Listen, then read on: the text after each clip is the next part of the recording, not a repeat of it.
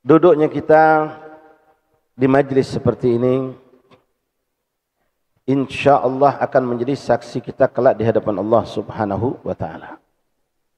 Di hadapan baginda Rasulullah Sallallahu Alaihi Wasallam, kalau kita pernah duduk bareng bersama-sama mendengarkan tentang cerita-cerita tentang Rasulullah, untuk menumbuhkan rasa cinta yang lebih pada diri kita, karena Allah nyuruh kita ngikut Nabi.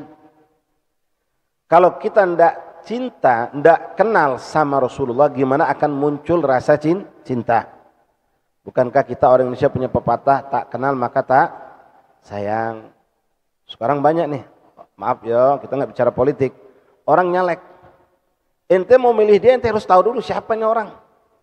Ya, kita diajarkan oleh guru kita, kalau pengen milih seorang untuk jadi pemimpin, baik itu caleg, apalagi itu mungkin levelan wali kota, gubernur, sampai presiden, minimal 3 hal yang harus ketahui dari dia. Ini pengenalan. Pertama, suratuhu, gambarnya.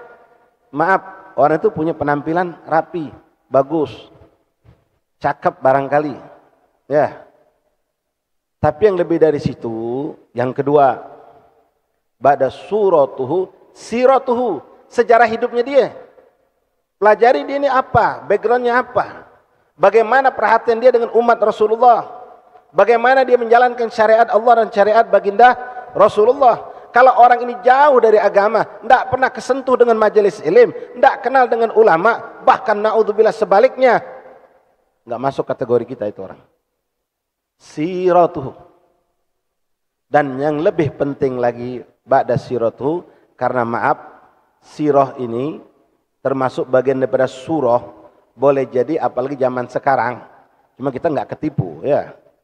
Pencitraan boleh jadi, ya. Ketika dia pengen ada tujuan, dia ngerapat ke majelis taklim, ngerapat ke masjid, ngerapat ke musola, mulai menderma, nggak pernah nitip duit jadi nitip duit.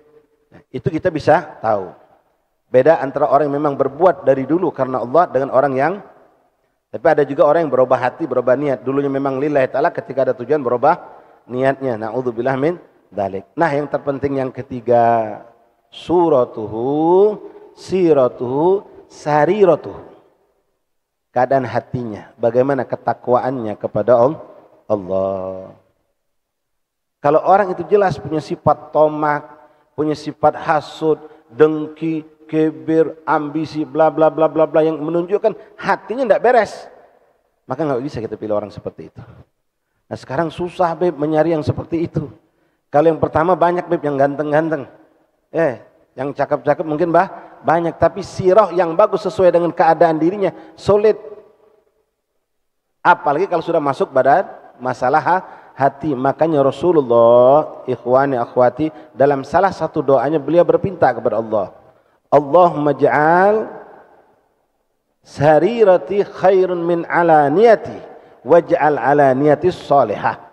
Ya Allah, jadikanlah batinku, ruhku lebih cakep, lebih baik, lebih bagus daripada penampilanku.